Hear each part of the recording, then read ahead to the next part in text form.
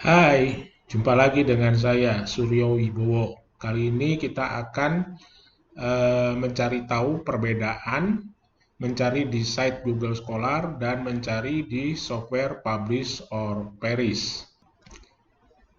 Pertama-tama kita mencoba mencari di Google Scholar, ya. Jadi ini adalah tampilan browser di web Google Scholar. Misalkan kita akan mencari dengan kata kunci inovatif work behavior. Ya, jadi kalau ada lebih dari satu kata, sebaiknya kita memberikan quote and quote. Dan kemudian kita tahu bahwa inovatif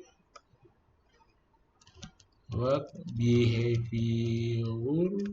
Jadi behavior ada dua macam penulisan, ya, ada behavior tanpa u dan ada behavior dengan huruf u, ya. Kemudian kita tekan di sini, ya. Kita lihat dalam waktu 0,03 detik, ya, kita mendapatkan 11.200 hasil, ya. Jadi ini terlalu banyak, ya. Jadi kita harus mensortir lagi. Bagaimana mensortirnya? Nah, ini pekerjaan yang tidak mudah, ya. Bisa kita sortir berdasarkan waktu. Misalnya hanya yang tahun 2020. Kita klik di sini. Menghasilkan 3.650, tetapi ini juga masih terlalu banyak. Kita bisa juga mengklik, ya, di pojok kiri atas ini, ya, dan di sini, ya, ada advanced search, ya. Kita bisa klik di advanced search, ya. Ini terbuka jendela advanced search, ya. Jadi kita lihat, ya, tadi pencarian kita sudah masuk di dalam sini. Kemudian kita bisa mempersempit pencarian, ya, di mana di sini adalah kata kunci ini di mana saja di dalam artikel. Artinya bisa di judul, bisa di abstrak, di kata kunci, atau di teks, ya, atau bahkan di rujukan, sehingga hasilnya banyak. Kita akan mempersempit hanya pada artikel, ya. Kemudian kita bisa juga mempersempit berdasarkan yang ditulis oleh peneliti tertentu, atau kita bisa minta yang dipublikasikan dalam jurnal tertentu, ya, dan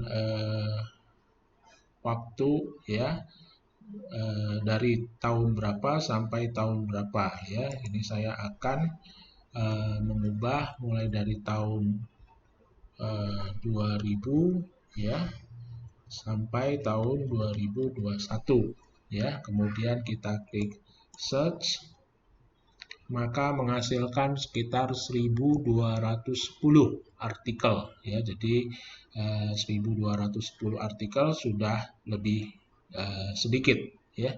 Dan kita lihat, ya, Google Scholar di sini bisa menghasilkan, kita lihat, ya, bahwa artikel pertama ini, ya, ini disitasi oleh 1.160 artikel, ya. Jadi ini artikel yang penting, ya. Begitu juga artikel berikutnya, ya. Ini juga disitasi bahkan lebih banyak lagi oleh 2.465 artikel. Kemudian kita bisa mengimpor, ya. Jika di sini metadata atau reference, ya, citasinya bisa kita import ke Redman sini satu persatu, ya, mana yang kita inginkan. Dan yang di sini jika tertera PDF Research Guide ini biasanya bisa dibuka ya. Ya, ini terbuka ya. Ini kita tinggal pilih untuk di save ya.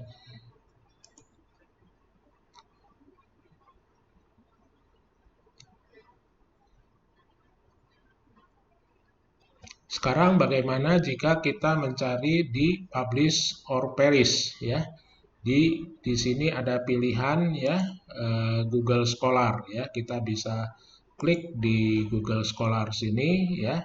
Kemudian kita untuk mencari kita masukkan di bagian keyword sini ya inovatif ya work behavior or inovatif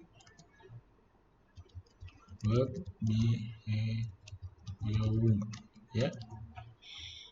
Kemudian di sini maksimum hasil ya. Di sini 1000 mungkin terlalu banyak ya, nanti lama ya, saya batasi 500. Kemudian include citation ya.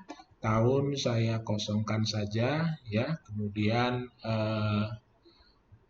ini tadi kita di keywords waktu mencari di itu bukan di keywords ya, tetapi kita mencari di title.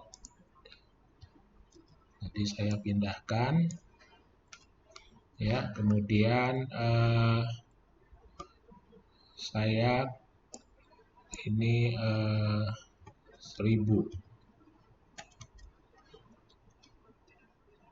karena tadi Google Scholar hasilnya 1000 lebih ya. Di sini dengan publish or perish ini untuk pencarian Google Scholar dia maksimum adalah 1000 ya. Jadi kita maksimalkan ya. Kita klik search. Nah, ini proses sedang berjalan, sudah ketemu 20, 30 ya. Ini sudah 50 artikel ya, sudah 50 paper.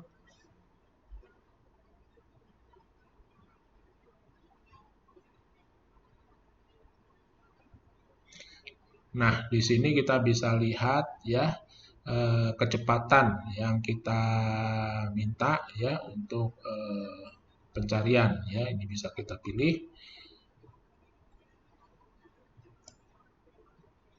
Nah, perbedaannya adalah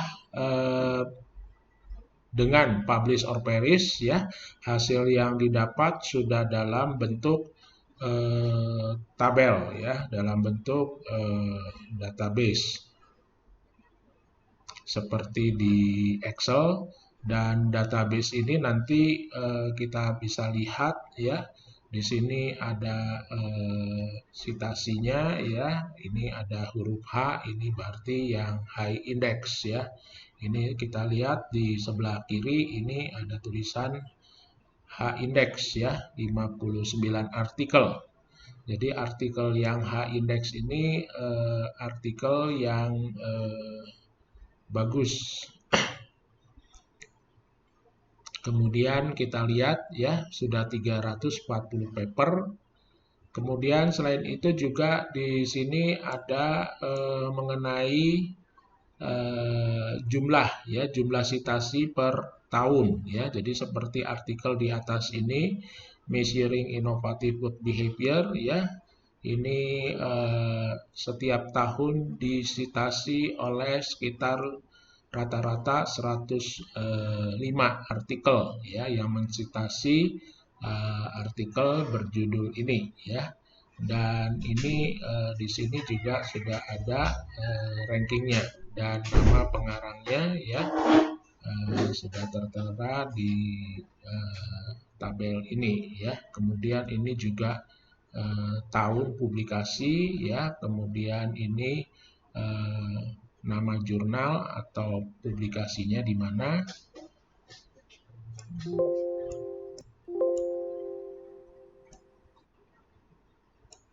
ya. Ini kita lihat sudah 390 paper.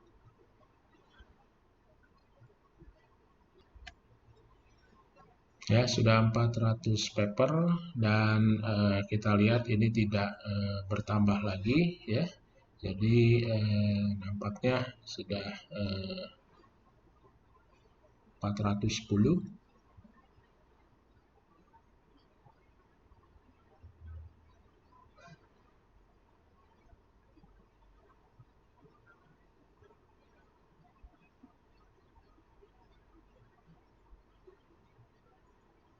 Ya, kalau terasa lama kita bisa klik cancel di sini ya.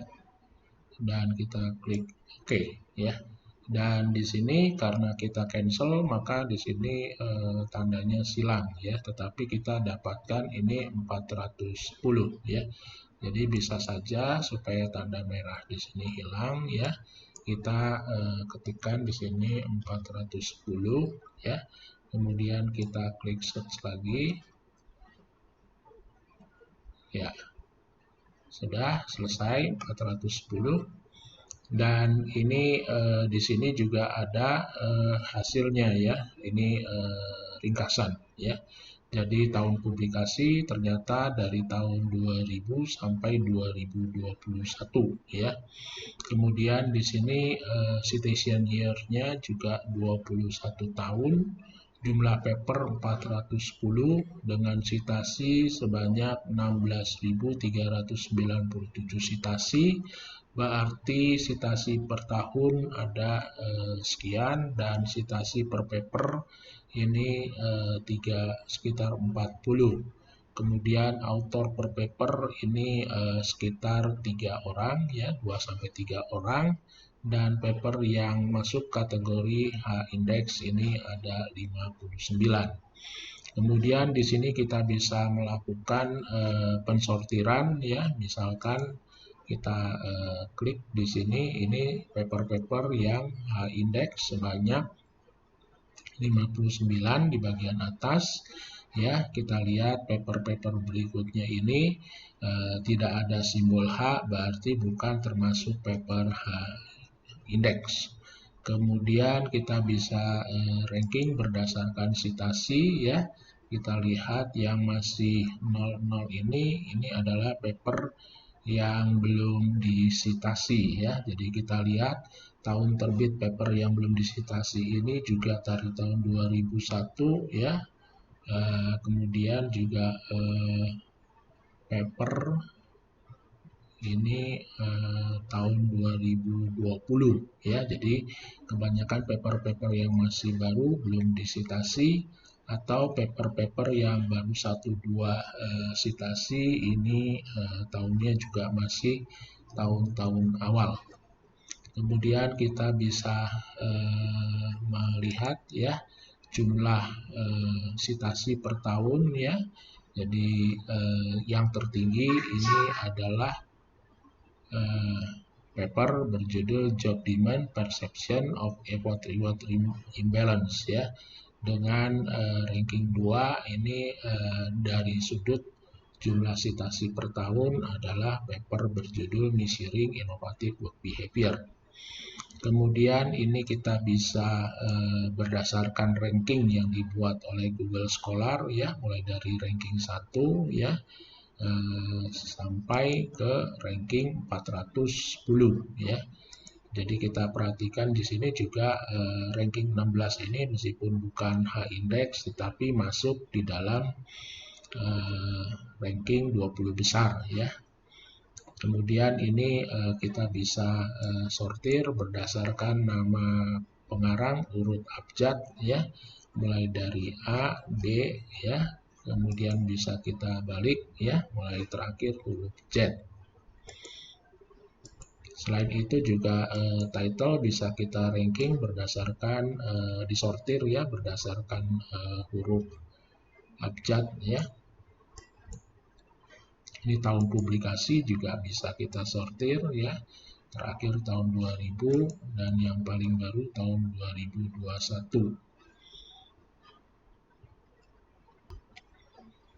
Demikianlah perbedaan mencari di site Google Scholar dan mencari di software Publish or Perish.